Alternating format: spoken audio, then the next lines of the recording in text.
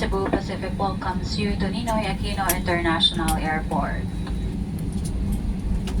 We are pleased to announce that we have just landed 21 minutes ahead of our scheduled time of arrival.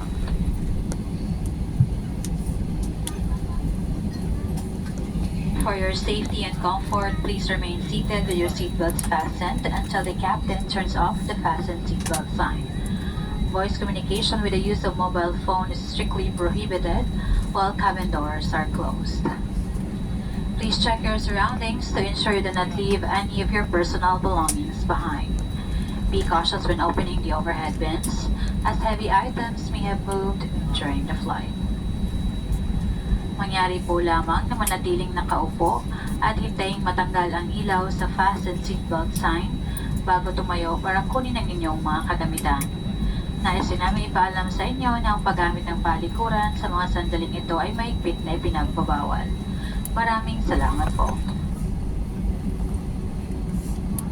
On behalf of your entire Cebu Pacific team, headed by our flight deck crew, Captain De Los Reyes and First Officer Tang, together with your cabin crew, we thank you for making Cebu Pacific a part of your important moments. It was truly a pleasure having you all on board, and we hope to fly you